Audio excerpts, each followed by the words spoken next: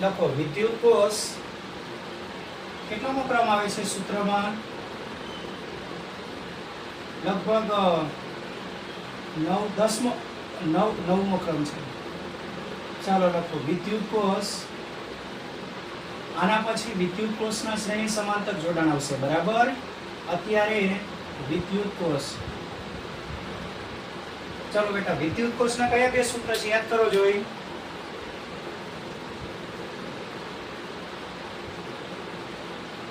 બરાબર. V = ε - IR. બીજું કયું? V =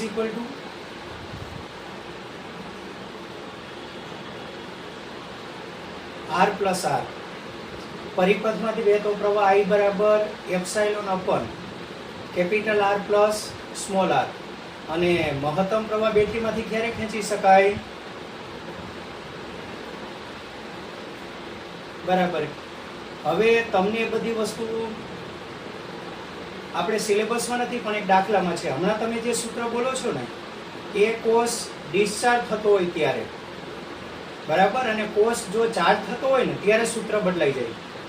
બરાબર. અત્યારે સૂત્ર લખાય તો ચાર્જ અને ડિસ્ચાર્જ માટેના, પણ ડિસ્ચાર્જનો દાખલો આવશે ને ત્યારે એ સૂત્ર કેવી રીતે આવે ને ત્યારે સમજાવીશ. બરાબર. ચાલો અત્યારે બેટા તમે જે બંને રિંકી બંધ કરજો એ ઓડિયો કરના. એટલે તમે જે સૂત્ર જોયેલા છે ને એ બધા શેના માટેના છે બેટા? ડિસ્ચાર્જ. એટલે કોષ પોતે જો પ્રવાહ વહેવડાવતો હોય ને લેમ્પમાંથી, અવરોધમાંથી કે હીટરમાંથી, તો એ ડિસ્ચાર્જ થાય છે એવું કહેવાય. યસ. ઓડિયો બંધ કરો. તો કોષ ડિસ્ચાર્જ થાય છે એવું કહેવાય. બરાબર. અને જો તમને પ્રાપ્તિ સ્થાન એવો શબ્દ હોય અને ચાર્જિંગ પ્રવાહ એવો શબ્દ હોય તો કોષ ચાર્જ થાય છે એવું કહેવાય. ચાલો બંને માટેના સૂત્ર લખો. વિદ્યુત કોષ એમાં બે પ્રકારના સૂત્ર આવશે. પહેલું લખો કોષ ડિસ્ચાર્જિંગ માટે. કોષ ડિસ્ચાર્જિંગ થતો હોય ત્યારે. હા, ડિસ્ચાર્જિંગ નહીં પણ ચાલશે, વાંધો નહીં. થતો હોય ત્યારે લખો. ડિસ્ચાર્જ થતો હોય ત્યારે. ચલો બેટા પહેલું સૂત્ર છે ટર્મિનલ વોલ્ટેજ. ટર્મિનલ વોલ્ટેજ બોલો V બરાબર એપ્સાઇલોન માઇનસ IR. અને બેટા ટર્મિનલ વોલ્ટેજ શોધવાનું બીજું બી એક સૂત્ર છે, એ આપણે એક દાખલામાં સાબિત કરશું. કયું? V = IR. ટર્મિનલ વોલ્ટેજ આ સૂત્રથી બી મળે ને આ સૂત્રથી બી મળે. બંનેથી મળતા ટર્મિનલ વોલ્ટેજ એક સરખા જ હોય. એ આપણે એક દાખલામાં જોવાના છીએ. ચાલો આનો પરિચય આપવાની જરૂર નથી ને. એપ્સાઇલોન ને કોષનું શું કહેવાય? EMF કે વિદ્યુત ચાલક બળ. બેટા આપવાની જરૂર છે પરિચય કે ચાલશે? આ બધા કારણ કે બુકની થિયરી છે એટલે વાંધો નથી. ચાલો લખો. બેટરીમાંથી ખેંચાતો પ્રવાહ. તમે બેટરીમાંથી ખેંચાતો પ્રવાહ લખશો તોય વાંધો નહીં અને પરિપથમાંથી વહેતો પ્રવાહ લખશો તોય વાંધો નહીં. ચાલો બેટરીમાંથી ખેંચાતો પ્રવાહ I બરાબર. ચલો બેટા સૂત્ર કયું હતું? I બરાબર ε/R પ્લસ R. ચાલો કોષ ચાર્જ થતો હોય ત્યારે. કોષ ચાર્જ થતો હોય ત્યારે.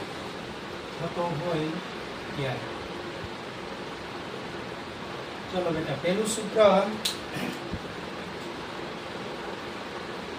ચાલો એમાં પહેલું સૂત્ર લખો. વોલ્ટેજ V બરાબર, એને ટર્મિનલ વોલ્ટેજ નહીં કહેવાય. ચાલો વોલ્ટેજ V બરાબર સોરી એક કામ કરો, લખ્યું નથી ને આપણે પેલા પ્રવાહનું સૂત્ર લઈ લઈએ. ચાલો ચાર્જિંગ પ્રવાહ પછી પેલો વોલ્ટેજ લઈ લઈએ. ચાર્જિંગ પ્રવાહ I બરાબર ચાલો V minus epsilon upon r plus r। હવે આ સૂત્ર કેવી રીતે આવે ને એ પછી હું તમને હમણાં સમજાવું, બરાબર? એ જ્યારે હું દાખલો લઉં ને ત્યારે તમને હું સમજાવું છું. ચાલો, ચાર્જિંગ પ્રવાહ અને બીજું આવશે ટર્મિનલ વોલ્ટેજ. અને બેટા આમાં છે ને આમાંનો પરિચય આપી દો. જ્યાં V એ ટર્મિનલ વોલ્ટેજ નથી, ડીસી પ્રાપ્તિ સ્થાનનો વોલ્ટેજ, ડીસી પ્રાપ્તિ સ્થાનનો વોલ્ટેજ. અને આ જે વોલ્ટેજ છે ને એ આના ઈએમએફ કરતા હંમેશા મોટો હોય. ચાલો, ટર્મિનલ વોલ્ટેજ. હવે ટર્મિનલ વોલ્ટેજને છે ને આના કરતા અલગ સંકેત આપવો પડશે. એટલે એક કામ કરો, ટર્મિનલ વોલ્ટેજ માટે અહીંયા V ડેશ કહી દો, V ડેશ. ચાલો, તો અહીંયા શું હતું? Epsilon minus IR. અહીંયા આવશે એપ્સાઇલોન પ્લસ IR. આ બંને સૂત્ર હું તમને જ્યારે દાખલો લઉં ને ત્યારે સમજાવું છું, બરાબર? ચાલો બેટા, થયું આટલું? લખાઈ ગયું તો આટલું સાફ કરી નાખું. ચાલો, હવે આના બે દાખલા છે ને આનો એક દાખલો, બરાબર? ચાલો, સ્વાધ્યાયનો દાખલા નંબર. અને આપણે એક વસ્તુ આમાં રહી ગઈ, બેટરીમાંથી મહત્તમ પ્રવાહ ક્યારે ખેંચી શકાય? R0 હોય ત્યારે. એ જો તમારે જગ્યા હોય તો લખી નાખો, નીચે લખી નાખો, તો બાજુમાં કૌંસમાં લખી નાખો ને, અહીંયા લખો કૌંસમાં. જો R0 હોય તો બેટરીમાંથી ખેંચાતો મહત્તમ પ્રવાહ, બેટરીમાંથી ખેંચાતો મહત્તમ પ્રવાહ, મહત્તમ પ્રવાહ. ચલો બેટા, એને આપણે શું સંકેત આપી દઈશું? I max બરાબર એપ્સાઇલોન અપોન સ્મોલ r, બરાબર એપ્સાઇલોન અપોન સ્મોલ r. ચલો, થાય છે આટલું? ચલો, સ્વાધ્યાયનો દાખલા નંબર આ બાજુનો સાફ કરી નાખો, લખો. ચાલો, આ દાખલા મારી સાથે જ કરવાના છે. ડિસ્ચાર્જ ચાર્જિંગ વાળો એક નહીં ખ્યાલ આવે, બાકીના બંને ખ્યાલ આવશે. ચાલો, સ્વાધ્યાયનો દાખલા નંબર 3.1. શું કીધું છે વાંચો? ચાલો, સ્વાધ્યાયનો દાખલા નંબર 3.1. ચાલો બેટા, શું કીધું છે? કારની એક સંગ્રાહક બેટરીનું ઈએમએફ 12 વોલ્ટ છે. ચાલો, ઈએમએફ એટલે અહીંયા આપેલી વિગતમાં શું આપેલું છે? 12 વોલ્ટ માટે સંકેત બોલો, એપ્સાઇલોન. હવે પછી જ્યારે બી ફિઝિક્સમાં ઈએમએફ આપેલું હોય ત્યારે એપ્સાઇલોન જ લેવું. અત્યાર સુધી આપણને ખબર નહોતું ત્યારે આપણે V લેતા. ચાલો, જો બેટરીનો આંતરિક અવરોધ, ચાલો શું આપેલું છે? 0.4 સ્મોલ r, 0.4 ઓહમ આપેલું છે. તો બેટરીમાંથી કેટલો મહત્તમ પ્રવાહ ખેંચી શકાય? એટલે બેટા આપણે શું લખવાનું, શું શોધવાનું છે? I maximum, બરાબર? ચાલો, આપણે પહેલા સામાન્ય સૂત્ર લખવાનું, ડાયરેક્ટ નહીં લખી દેવાનું. અને આ 2 માર્કમાં નહીં, લગભગ MCQ માં જ આવશે. આ લખો, બેટરીમાંથી ખેંચાતો પ્રવાહ, બેટરીમાંથી, ચાલો, બેટરીમાંથી ખેંચાતો પ્રવાહ. પછી આપણે પેલી શરત લખશું, ખેંચાતો પ્રવાહ. ચાલો, I બરાબર સૂત્ર કયું? Epsilon upon r plus r. ચાલો, જો r બરાબર 0 થાય તો મહત્તમ પ્રવાહ મળે, મહત્તમ પ્રવાહ મળે. ચાલો, માટે અહીંયા I ની જગ્યાએ બેટા કયો સંકેત લખી દેશું? I maximum. અને બરાબર એપ્સાઇલોન અપોન સ્મોલ r. ચાલો, એપ્સાઇલોન છે 12, સ્મોલ r 0.4. કેટલું આવે છે? 4 તારી 12 એટલે 30 એમ્પિયર, બરાબર? ચાલો, આ આપણો જવાબ. આગળ એના પછીનો દાખલો જુઓ.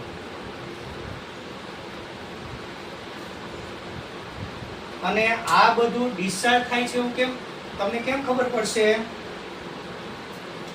તો બેટરી પોતે પ્રવાહ ફેરવતો હશે. ચાર્જિંગમાં વસ્તુ આખી અલગ જ હશે. ચાર્જિંગ લખેલું હશે. હું તમને ચાર્જિંગનો દાખલો ધ્યાનમાં દોરાવું છું. જોવો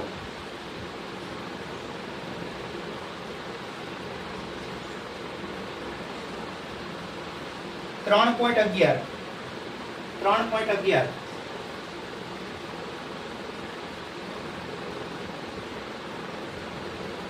છે ને બેટા, વિદ્યુત ભારિત કરવામાં આવે છે. બીજી લીટી વાંચો. વિદ્યુત ભારિત કરવું એટલે અંગ્રેજીમાં શું? ચાર્જિંગ કરવું. બરાબર, એટલે એ દાખલો ચાર્જિંગનો છે. એટલે ચાર્જિંગના દાખલામાં ચાર્જિંગ શબ્દ કે વિદ્યુત ભારિત કરવો એ શબ્દનો ઉલ્લેખ કમ્પલસરી હોય. ચાલો બીજો દાખલો જુઓ. સ્વાધ્યાયનો દાખલા નંબર 3.2 કરો જોઈએ. આ મારી સાથે જ કરજો.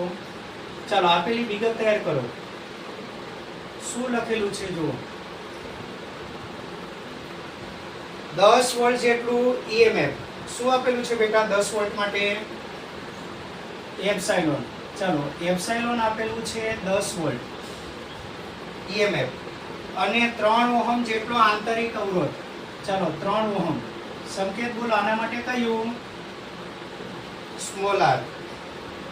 આંતરિક અવરોધ ધરાવતી બેટરીને એક અવરોધક સાથે જોડવામાં આવે છે. ચાલો જો પરિપથમાં પ્રવાહ અવરોધક સાથે જોડવામાં આવે છે. પરિપથમાં પ્રવાહ આપેલો છે કેટલો? I બરાબર કેટલો? 0.5 એમ્પિયર. તો આપણે બાહ્ય અવરોધ R શોધવાનો છે. બાહ્ય અવરોધ R શોધવાનો છે. ચાલો એટલે પરિસ્થિતિ કેવી છે જુઓ. આ આકૃતિ તો આપણે ત્યાં દોરેલી છે એટલે વાંધો નથી, દોરવાની જરૂર નથી ને. ચાલો થિયરીમાં દોરેલી જ હતી. બાહ્ય અવરોધ કેટલો હશે? ચાલો બેટા કયા સૂત્રથી જવાનું? બેટરીમાંથી ખેંચાતો પ્રવાહ I બરાબર epsilon upon R plus R. કોને સૂત્રનો કરતા બનાવી દેવાનું? Capital R. ચાલો લખો. બેટરીમાંથી ખેંચાતો પ્રવાહ, બેટરીમાંથી ખેંચાતો પ્રવાહ. ચાલો સૂત્ર છે I બરાબર epsilon upon R plus R. Capital R ને સૂત્રનો કરતા બનાવવાનો છે ને, એટલે આખા કાઉન્સવાળા ભાગને ઉપર લઈ જાઓ. ચાલો ઉપર લઈ જાઓ તો R પ્લસ R અને નીચે કોણ આવશે બેટા? અહીંયા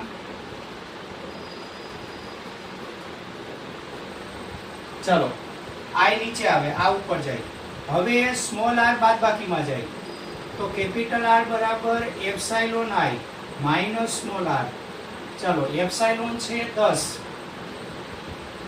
I છે 0.5 માઇનસ r 3. ચાલો 10 ભાગ્યા 0.5 એટલે 20 માઇનસ 3. ચાલો કેટલા ઓહમ? 17 બરાબર. ચાલો થશે આટલું. ચાલો બીજું શું શોધવાનું છે પાછો જોઈ. બેટરીનો ટર્મિનલ વોલ્ટેજ કેટલો હશે? ટર્મિનલ વોલ્ટેજ બે સૂત્રથી મળે. આ બંને સૂત્રથી જવાબ એક જ આવશે હો. ચાલો લખો. બેટરીનો ટર્મિનલ વોલ્ટેજ, બેટરીનો ટર્મિનલ વોલ્ટેજ. ચાલો બેટા બે સૂત્રથી મળે. V એપ્સિલોન માઇનસ IR અને કાં તો V બરાબર કયા સૂત્રથી? IR. બંનેથી જવાબ એક જ આવશે. કોઈ બી એક રીતે શોધી નાખો. ચાલો એપ્સિલોન છે 10 માઇનસ I 0.5 અને R 3. 3 50 15. ચાલો 10 માંથી 1.5 બાદ કરો એટલે કેટલા? 8.5 વોલ્ટ. અને પેલી બાજુ શોધો તો કેટલા આવે છે જોવો જોઈ. I ચાલો 0.5 અને R 17. 17 ના અડધા 8.5 વોલ્ટ. ચાલો થયું આટલું. આ આપણો જવાબ. ચલો બેટા હવે પેલો ચાર્જિંગ વાળો દાખલો. ચલો ચાર્જિંગ વાળો દાખલો. લખાઈ ગયું આટલું? ચાલો શું કીધું વાંચો જોઈએ. સ્વાધ્યાયનો દાખલા નંબર 3.11 જુઓ.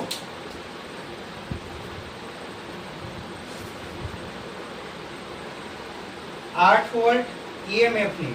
ચલો આ સાફ કરી નાખું એટલે આકૃતિ આપણે બાજુમાં દોરી દઈએ. લખાઈ ગયું છે ને બેટા આટલું? ચાલો લખો. હવે અહીંયા વિગત તૈયાર કરશું ને અહીંયા બાજુમાં આકૃતિ દોરશું આપણે. આખી રકમ એકવાર વાંચી જાઓ. શું કીધું છે? જો 8 વોલ્ટ EMF અને 0.5 ઓહમનો આંતરિક અવરોધ ધરાવતી સંગ્રાહક બેટરીને. મસીરા ધ્યાન આપીશ ને? ચાલો 8 વોલ્ટ EMF અને 0.5 ઓહમનો આંતરિક અવરોધ ધરાવતી સંગ્રાહક બેટરીને 120 વોલ્ટ વાળા ડીસી સપ્લાય વડે 15.5 ઓહમના અવરોધ મારફતે વિદ્યુતભારિત કરવામાં આવે છે. ચલો બેટા આકૃતિ દોર નાખો ને અહીંયા આપણે વિગત તૈયાર કરશું. બરાબર? ચાલો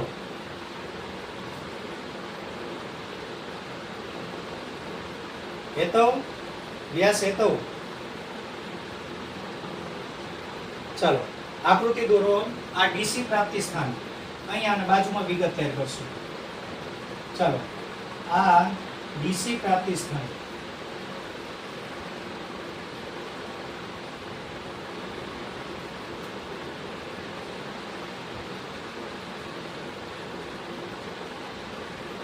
ડીસી પ્રાપ્તિ સ્થાન એટલે શું ખબર ને? ચાર્જર પ્રાપ્તિ સ્થાન. તે આપણે દાખલા તરીકે મોબાઈલની બેટરીને ચાર્જ કરવા માટે શું કરીએ? પ્લગને એનું જે એડેપ્ટર હોય બરાબર, જે ચાર્જર હોય ને શેમાં આપણે ઇન્સર્ટ કરીએ? બોર્ડમાં. તો બોર્ડ એ ડીસી પ્રાપ્તિ સ્થાન. જો કે તો એસી કહેવાય બરાબર, પણ અહીંયા આપણે ડીસી પ્રાપ્તિ સ્થાન લેવાનું. પણ એના જેવું એમ એ બોર્ડ એ તમારું પ્રાપ્તિ સ્થાન કહેવાય. ચાલો એટલે આ તમારું ડીસી પ્રાપ્તિ સ્થાન અને એના વોલ્ટેજ આપેલા છે. એના વોલ્ટેજને આપણે શું કહેશું બેટા? V. એ વિગત બાજુમાં તૈયાર કરશું. Capital V. ડીસી પ્રાપ્તિ સ્થાનના વોલ્ટેજ V.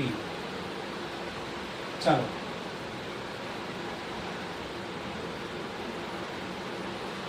બરાબર.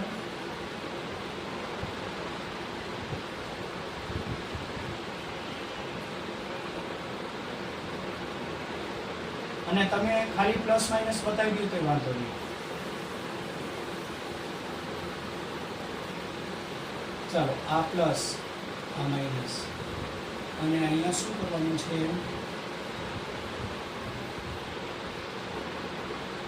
આર બાહ્ય અવરોધ બરાબર.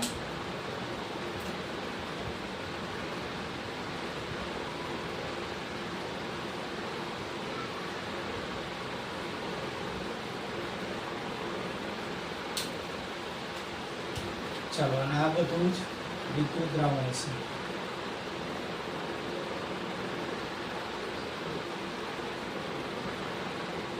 ચાલો બેટા આટલી આકૃતિ દોરાઈ જાય ને એટલે બરાબર સમજી લે હું કહેવા માંગુ તે. અને વિગત તૈયાર કરશું આપણે. ચાલો વિગત બાજુમાં લખી દઈએ. વિગત બાજુમાં લખી દઈએ.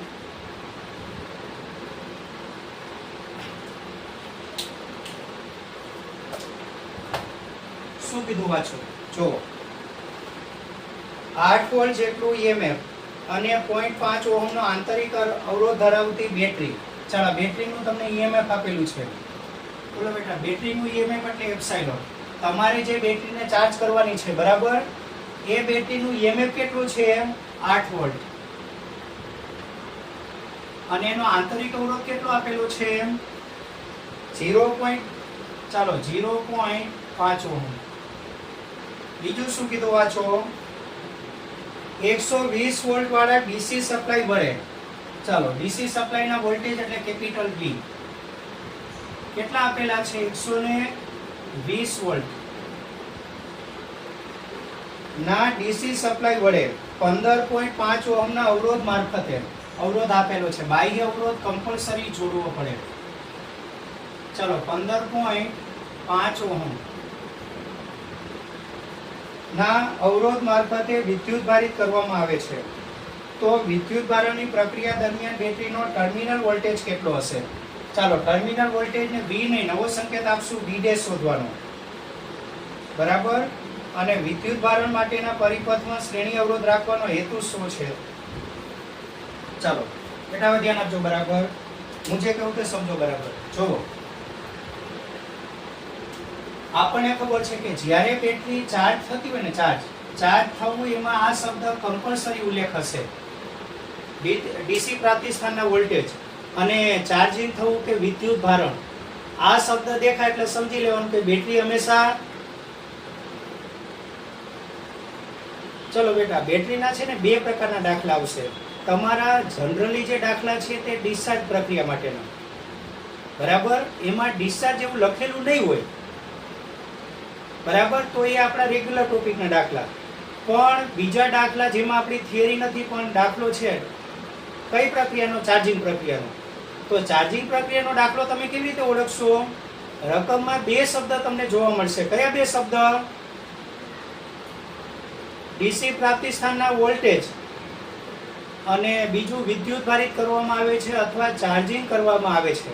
આ બે શબ્દ તમને જોવા મળશે, બરાબર. હવે હું જે એક અગત્યની વસ્તુ કહું તે ધ્યાન રાખજો, સમજો.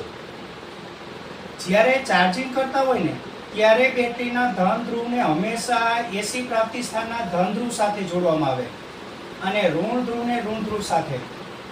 હવે આપણને ખબર છે કે આના કરતા આના વોલ્ટેજ વધારે હોય, આના કરતા આના વોલ્ટેજ વધારે હોય. એટલે આપણે પેલી ગધેડાવાળી વાત કીધી હતી, દવા મૂકવાની, મોઢામાં ફૂંક મારવાની, બરાબર. તો દેખીતી વાત છે કે આના કરતા આના વોલ્ટેજ વધારે છે એટલે આ ફૂંક નહીં મારી શકે, વ્યક્તિ જ મારશે.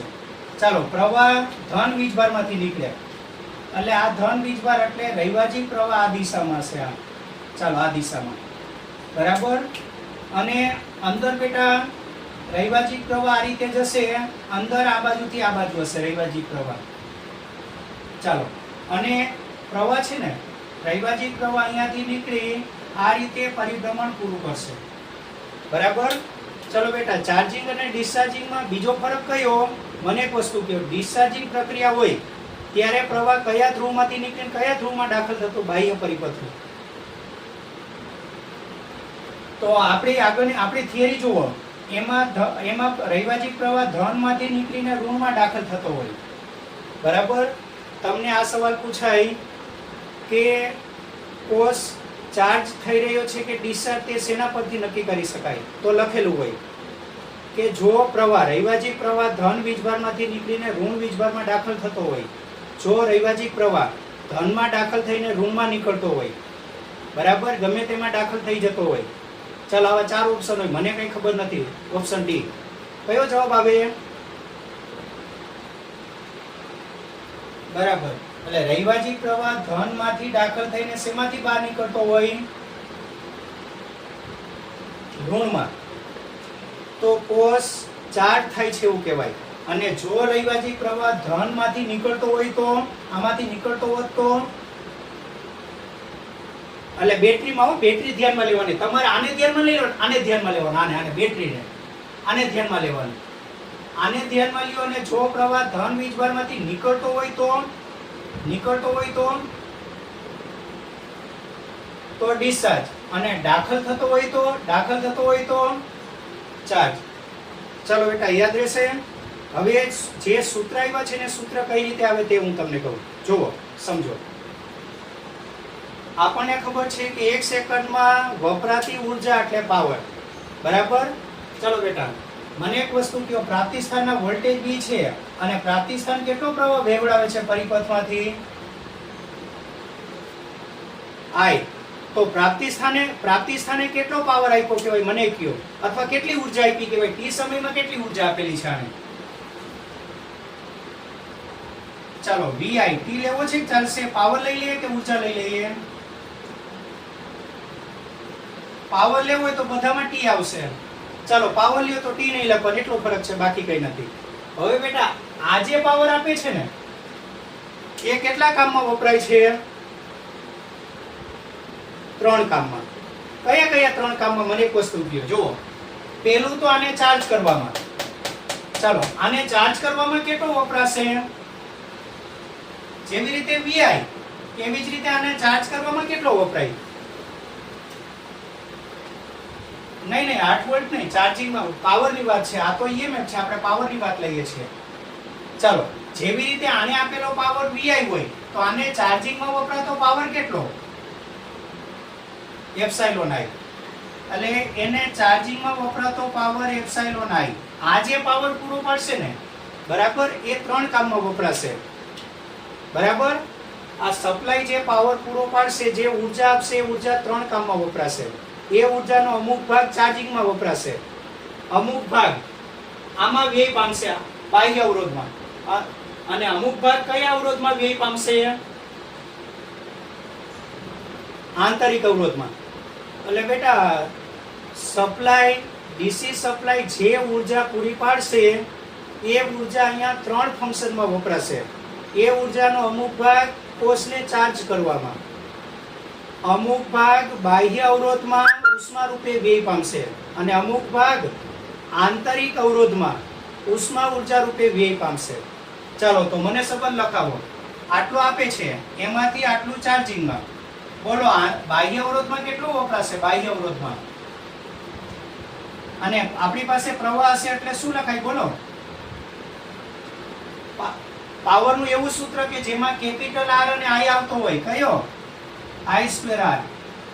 અને અમુક ભાગ ક્યાં વપરાશે? તો બેટા આંતરિક અવરોધ માટે બી આવું સૂત્ર લખાવો. ચાલો લખાવો. I²r થશે આટલું. ચાલો બધામાંથી એકવાર I કેન્સલ થઈ જાય. બરાબર, આ બાજુ બાદબાકીમાં જાય. ચાલો બેટા, તો આ બાજુ શું આવે? V minus epsilon. ચાલો પેલી બાજુ કોમન નીકળશે R, તો બાકી શું રહેશે? આમાંથી I કોમન કાઢ્યું એટલે capital R plus small r ને, આ બાજુ છેદમાં જાય તો ચાર્જિંગ પ્રવાહ I બરાબર, આને ચાર્જિંગ પ્રવાહ કહેવાય. ચાલો V minus epsilon upon R plus R. જો બેટા મેં તમને પેલું સૂત્ર લખાયું છે. ચાલો આને કયો પ્રવાહ કહેવાય? I ને ચાર્જિંગ પ્રવાહ. એમાં બેટા V ટર્મિનલ વોલ્ટેજ બિલકુલ નથી, મિસઅન્ડરસ્ટેન્ડિંગ નહીં થવી જોઈએ. V શું છે મને કયો અહીંયા? ડીસી પ્રાપ્તિ સ્થાનના વોલ્ટેજ થયું. ચાલો હવે બીજું આપણે શું કરવાનું છે? Terminal voltage. એ ટર્મિનલ વોલ્ટેજને હું V ડેશ કહું. તો આગળની થિયરીમાં V ડેશ બે સૂત્રથી મળતું હતું, epsilon minus IR, small IR. અને ડાયરેક્ટ બીજા કયા સૂત્રથી મળે? તો બેટા અહીંયા I કેપિટલ R થી નહીં, અહીંયા ચાર્જિંગ પ્રક્રિયામાં I કેપિટલ R થી નહીં મળી શકે. એટલે અહીંયા તમારે કમ્પલસરી પહેલા સૂત્રથી જ મેળવવાનું. કયું? એપ્સાઇલોન. ત્યાં માઇનસ હતું, અહીંયા પ્લસ IR. હવે ઘણાને પ્રશ્ન થાય કે અહીંયા પ્લસ કેમ થઈ ગયું? તો એનું બી બેટા એક કારણ છે. સમજો કારણ શું હતું તે. જુઓ, આપણને ખબર છે કે વિદ્યુત ક્ષેત્ર કયા ધ્રુવથી કયા ધ્રુવ તરફ હોય? ધનથી ઋણ. વિદ્યુત ક્ષેત્ર ધનથી ઋણ ધ્રુવ તરફ હોય. આ તમારું ધન ધ્રુવ, આ ઋણ ધ્રુવ. વિદ્યુત ક્ષેત્ર આ બાજુ હોય. તો બેટા આપણને ખબર છે કે વિદ્યુત ક્ષેત્ર જ્યારે ઉત્પન્ન ન થયું હોય ત્યારે એકમ ધન વીજભારને અહીંયાથી અહીંયા લાવો, બરાબર, એકમ ધન વીજભારને, ત્યારે કરવું પડેલું કાર્ય Q1, બોલો, કરવું પડેલું કાર્ય એ બેટરીનું શું કહેવાય? EMF. બરાબર, આટલી ઊર્જા મળે.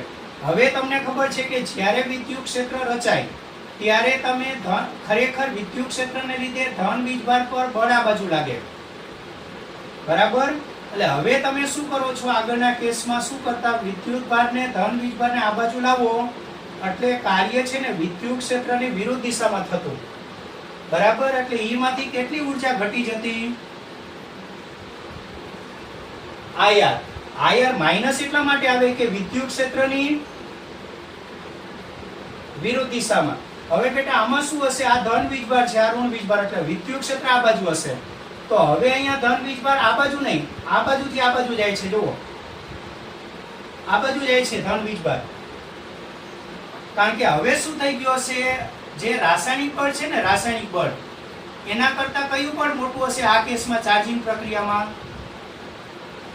વિદ્યુત બળ મોટું હશે, એટલે ધન વીજભાર ડાયરેક્ટ આમ જશે હો, આમ. ચાલો આમ જાય તો વિદ્યુત ક્ષેત્રની અને દિશામાં છે તો આ ચિહ્ન કેવું આવે? પ્લસ. બરાબર, એટલે આ સૂત્રથી મળે. ચાલો બેટા, સમજાય છે આટલું?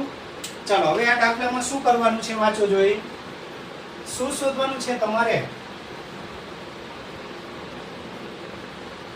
તો ટર્મિનલ વોલ્ટેજ માટે જો તમારી પાસે એપ્સાઇલોન r છે, શું જરૂર પડશે? પહેલા કયો પ્રવાહ કહેવાય? આઈને ચાર્જિંગ પ્રવાહ. કયો પ્રવાહ કહેવાય? ચાર્જિંગ પ્રવાહ. ચલો સમજાય છે બેટા આટલું? એટલે પહેલા તમારે આ શોધવાનું, પછી આ શોધવાનું. ચાલો આ સૂત્ર કેવી રીતે આવ્યું ખ્યાલ આવે છે ને? આ બંને સૂત્ર કેવી રીતે આવે ખ્યાલ આવે છે? બોલો, કઈ ક્વેશ્ચન નથી ને? તો આગળ ચાલુ. ચાલો લખો, ઉપર હેડિંગ આપી દેજો, આપવું હોય તો દાખલાની બાજુમાં. ચાર્જિંગ કઈ પ્રક્રિયા માટેનો દાખલો હતો? ચાર્જિંગ પ્રક્રિયા.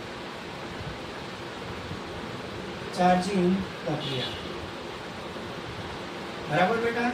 ચાલો થયું. શું શોધવાનું છે પેલા મને એક વસ્તુ કહો. ટર્મિનલ વોલ્ટેજ માટે પહેલા શેની જરૂર પડશે? કયો પ્રવાહની જરૂર પડશે? આઈ. આઈ ને કયો પ્રવાહ કહેવાય? અહીંયા લખો, ચાર્જિંગ પ્રવાહ આઈ. ચાર્જિંગ પ્રવાહ આઈ બરાબર. ચાલો બેટા, કયા સૂત્રથી મળે મને લખાવો. બોલો. V minus epsilon upon r plus r small r થશે આટલું. ચાલો કિંમત મૂકી સાદુરૂપ આપી દો. ચાલો V કેટલા છે? 120 માઇનસ 8 r 15.5 અને 0.5. ચાલો બેટા 120 માઇનસ 8 એટલે 112 ને, અને નીચે 16. કેટલાય ભાગ ચાલે છે? ચાલો તો I બરાબર કેટલા? 7 એમ્પિયર.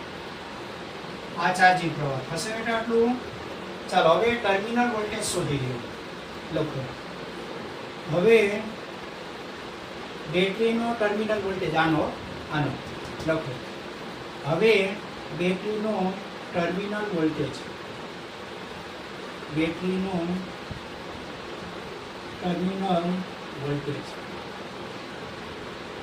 ચાલો નવો સંકેત આપવો પડશે. કયો સંકેત આપશું? V dash. ચાલો બરાબર સૂત્ર એપ્સાઇલોન માઇનસ નહીં પ્લસ IR. ચાલો એપ્સાઇલોન કેટલો છે? 8. ચાલો પ્લસ ચાર્જિંગ પ્રવાહ 7 એમ્પિયર અને R છે 0.5. ચાલો 8 અને પેલું 7 × 35 એટલે 3.5. કેટલું આવે છે બેટા? 11.5 વોલ્ટ હશે આટલું. ચાલો આમાં હજુ આપણને બીજો સવાલ પૂછેલો છે, વાંચો જોઈ. શું કીધું જુઓ. શું કીધું વાંચો.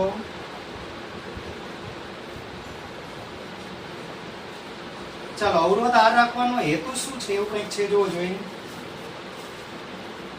ચાલો વિદ્યુત ભારણ માટેના પરિપથમાં શ્રેણી અવરોધ R રાખવાનો હેતુ શું છે? શું હશે હેતુ? બેટા જેને શક્ય હોય એ બધા વિડીયો ઓન કરજો. ઘણા બધા વિડીયો ઓફ રાખીને બેઠેલા છે પાછળ. જેને ખરેખર પ્રોબ્લેમ છે, નેટવર્ક પ્રોબ્લેમ, એ લોકો ઓફ રાખે તો વાંધો નહીં, બાકીના બધા ઓન કરો. પાછળ ઘણા બધા મને ધ્યાનમાં આવ્યા હતા. ચલો બેટા બોલો, અવરોધ R રાખવાનો હેતુ શું છે? કેમ અવરોધ R રાખવો પડે? ઓકે સરસ. એટલે એને ઈચ્છા થઈ હોય, પરિપથ સારો દેખાય એટલે રાખી દીધું, એવું તો ન જ હોય. આપણને ખબર છે કે જો પરિપથમાં શ્રેણી અવરોધ જોડે તો પરિપથનો કુલ અવરોધ મોટો થાય, અને કુલ અવરોધ મોટો થાય તો આપણને ખબર છે કે પરિપથમાંથી વહેતો પ્રવાહ ઘટે, અને પરિપથમાંથી વહેતો પ્રવાહ ઘટે તો બંને અવરોધમાં જે વ્યય હતો ને, આમાં થતો વ્યય એટલે I²R અને આમાં થતો વ્યય એટલે I²r. આ બંને વ્યય ઘટી જાય, કારણ કે જો I ઘટે ને, આપણા હાથમાં શું ઘટાડવાનું શક્ય નથી? કેપિટલ R અને સ્મોલ r આપણા હાથની વાત નથી, બરાબર? પણ જો તમે પરિપથમાં મોટો અવરોધ જોડો તો પરિપથનો કુલ અવરોધ, ચાલો કુલ અવરોધને હું શું કહી દઉં? R total. ચાલો બેટા, પરિપથનો કુલ અવરોધ શ્રેણીમાં જોડવાનું, તો પરિપથનો કુલ અવરોધ મોટો થાય. ધારો કે આ ન જોડ્યું હોત, બરાબર, ત્યારે જે અવરોધ હોત અને આ જોડ્યા પછી જે અવરોધ હોય ક્યારે વધે? શ્રેણીમાં જોડ્યા પછી ટોટલ R ટોટલ મોટો થાય કે નહીં? અને જો R ટોટલ વધી જાય તો પરિપથમાંથી વહેતો પ્રવાહ ઘટે, અને પરિપથમાંથી વહેતો પ્રવાહ ઘટે ને તો બંને અવરોધમાં વ્યય થતો પાવર ઘટે, ઉષ્મા વ્યય ઘટે, બરાબર બેટા? એટલે આ ખ્યાલ આવ્યો કારણ આનું? બેટા તમારો ઓડિયો ઓફ રાખો, કારણ કે મારે ઘણું બધું સ્ક્રોલ કરવું પડે છે. કોણ બોલે છે જોવા માટે? યક્ષિની, ઓડિયો ઓફ કરી નાખ. ચાલો, સમજાય છે બેટા કેમ રાખવું પડે મોટું? સમજાય કે ફરીથી સમજાવ? ખ્યાલ આવે છે? ચાલો લખો.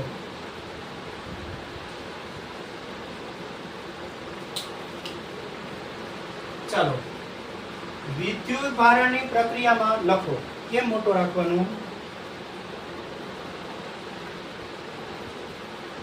લખો. વિદ્યુત ભારણની પ્રક્રિયામાં રાઠોડ કાર્તિક લખેશ ને? વિદ્યુત ભારણની પ્રક્રિયામાં અવરોધ R મોટો રાખવો. શ્રેણી અવરોધ લખજો. પ્રક્રિયામાં શ્રેણી અવરોધ R મોટો રાખવાથી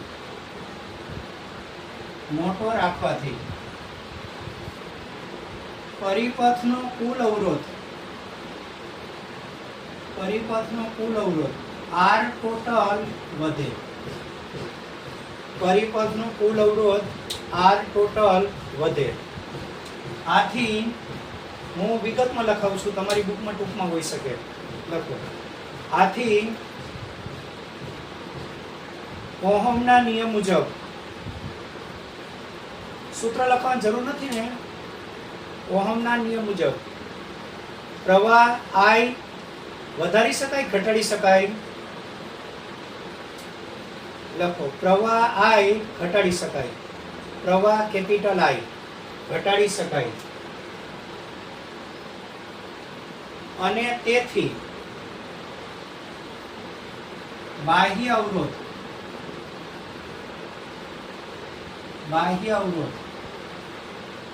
ચાલો એમાં કયા સૂત્ર મુજબ?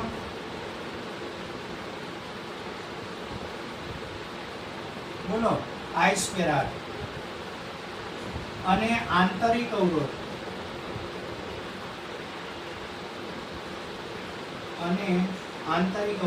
ચાલો બેટા એમાં કયા સૂત્ર મુજબ? I²R મુજબ પાવર વ્યય ઘટાડી શકાય. ચાલો બેટા, સમજાય છે આટલું? હવે આપણે છે ને આજે એક દાખલો આનો બાકી છે, કરાવી દઈએ. એટલે અસાઇનમેન્ટ કાલે કરાવી દઈશું, બરાબર? જે નહીં આવડા હોય તે. ચાલો, થઈ ગયું આટલું બેટા? આ ખ્યાલ આવે છે ને દાખલામાં? ચાલો, ઉદાહરણનો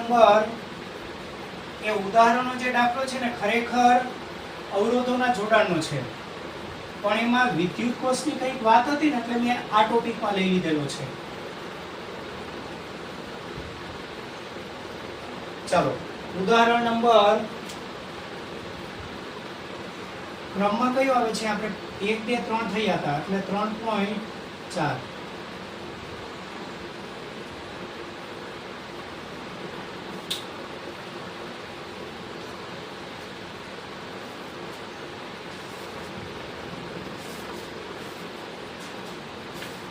એક હા તો આપણે કયો બાકી છે? 4 થયો ને, પાંચમો 3.5. ચાલો લાંબો દાખલો છે, જરાક ઉતાવળ આપજો એટલે પૂરો થઈ જાય. ચાલો ઉદાહરણ નંબર 3.5. ચાલો બેટા શું કીધું છે? રકમમાં વાંચો. બેટરીનો આંતરિક અવરોધ આપ્યો છે કેટલો? 1 ઓહમ. 16 વોલ્ટની બેટરી સાથે અવરોધોનું એક નેટવર્ક જોડેલું છે. નેટવર્કનો સમતુલ્ય અવરોધ ગણો. ચાલો બેટા આપણે નેટવર્કનો સમતુલ્ય અવરોધ એટલે આપણે શું કરશું? નેટવર્કનો એટલે તમારે એમાં બેટરી નથી લેવાની, બરાબર? બાહ્ય અવરોધ. મને એક વસ્તુ કહો, એબી વચ્ચેના બંને અવરોધો કેવા જોડાણમાં છે? સમાંતર. અને સમાંતર છે એટલે ડાયરેક્ટ જ અંશમાં ગુણાકાર અને છેદમાં સરવાળો. અને સરખું છે એટલે ડાયરેક્ટ કયા સૂત્રથી મળી જાય? ચાલો r/n થી મળી જશે, બરાબર. પછી પેલી બાજુ C અને D વચ્ચેના બંને શેમાં છે? તો અંશમાં ગુણાકાર એટલે 12 × 72 અને છેદમાં 12 ને 6 18. કેટલું? 4, બરાબર. તો હવે AB BC અને CD વચ્ચેના અવરોધો કેવા જોડાણમાં? શ્રેણીમાં. ચાલો આવડશે બેટા આ પહેલો ભાગ, બરાબર. ચાલો આટલું આપણે કરી દઈએ. ચાલો કેટલા આવશે? 7 ઓહમ. ઓકે સરસ. ચાલો લખો.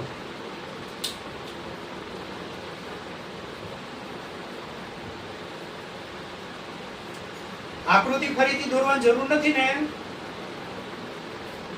ઓકે ચાલો લખો.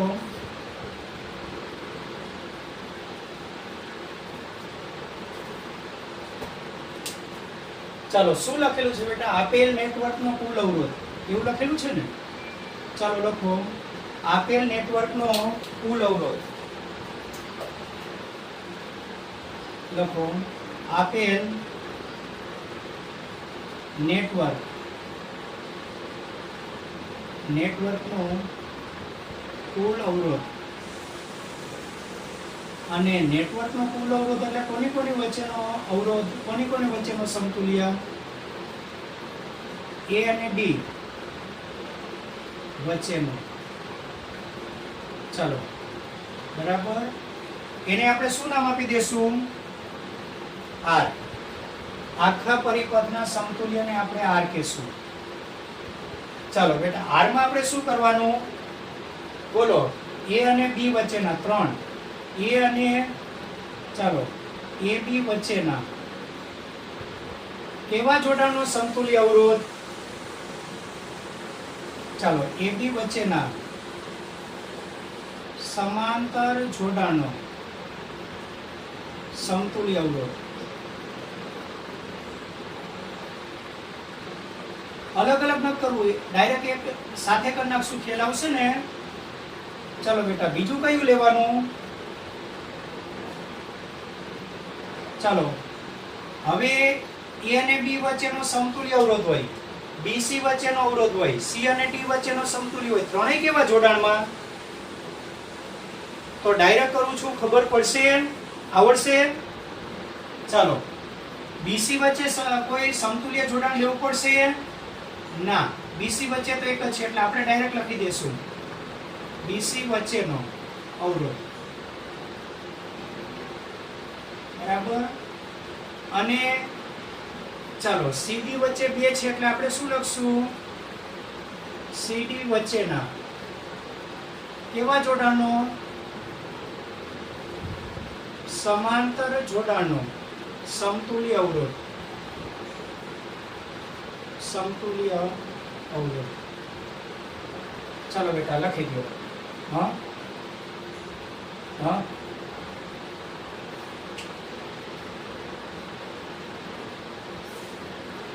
શું D પછી શું છે? D પછી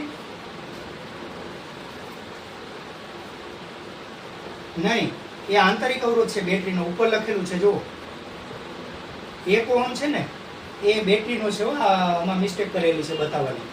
ખરેખર બેટરીનો આંતરિક અવરોધ બતાવવા માટે બે મેથડ છે. ખરેખર એ લોકોએ શું કરવું પડે, આકૃતિમાં ભૂલ કરેલી છે. આ બેટરીનો આંતરિક અવરોધ છે એટલે ખરેખર એને આ રીતે બતાવવું પડે. બરાબર. નેટવર્ક એટલે જે બહારનું હોય તે, એમાં બેટરી નો આવે. પરિપથનો કુલ અવરોધ કીધો ને, ટોટલ બધો જ અવરોધ તો એ આવશે. નેટવર્ક એટલે બહાર. ચાલો, અને બેટરીને આંતરિક અવરોધને બતાવવાની બે મેથડ છે. કાં તો આ રીતે ચોરસ કરો, અને એ રીતે ચોરસ ન કરવું હોય તો ખાલી કોના ફરતે ચોરસ કરો, આંતરિક અવરોધ ફરતે. એટલે આ છે ને 1 ઓહમ એ આંતરિક અવરોધ છે, એને કન્સિડર નહીં થાય. ચાલો બોલો બેટા, AB વચ્ચેના બંને અવરોધો કેવા જોડાણમાં છે? સમાંતર. તો અંશમાં ગુણાકાર અને છેદમાં સરવાળો. અને ડાયરેક્ટ શોર્ટ મેથડ આવડે છે? બે સરખા છે એટલે કેટલા લખાય બોલો? 4/2. બેટા જેને નહીં ખ્યાલ આવતો હોય તે પૂછી લેજો. ચાલો, BC વચ્ચેનો અવરોધ કેટલા ઓહમનો છે લખાવો જોઈને. 1. ચાલો, આમાં આપણે કઈ મેથડ થી ગયા ખબર છે ને? R/n. ચાલો, CD વચ્ચેના સમાંતર જોડાણનો સમતુલ્ય અવરોધ કેટલા? 12 ને 6 છે ને. એટલે અંશમાં શું કરવાનું? અલગ અલગ છે એટલે આ મેથડ થી નહીં થાય. અંશમાં ગુણાકાર અને છેદમાં સરવાળો. આ ડાયરેક્ટ બેટા ખ્યાલ આવે છે ને તમને બધાને? નહીતર અલગ અલગ એક નું લઈને જાઓ. ખ્યાલ આવશે આ રીતે? કારણ કે એ રીતે હું કરવા જઈશ ને દાખલો બહુ લાંબો થશે. ચાલો, 4/2. ચાલો, +1. અને 12 6 72 ભાગ્યા 12 ને 6 18 કેટલા? 4. તો નેટવર્કનો કુલ અવરોધ કેટલો? 4 ને 2 6 ને 1 7 ઓહમ. ચલો બેટા, થયું આટલું. હવે શું કરવાનું છે વાંચો. દરેક અવરોધમાંથી વહેતો પ્રવાહ શોધો. દરેક અવરોધમાંથી વહેતો પ્રવાહ. ચાલો, પહેલા શેમાંથી વહેતો પ્રવાહ લઈ લેશું? બેટરીમાંથી. લખો. મારે આકૃતિ હવે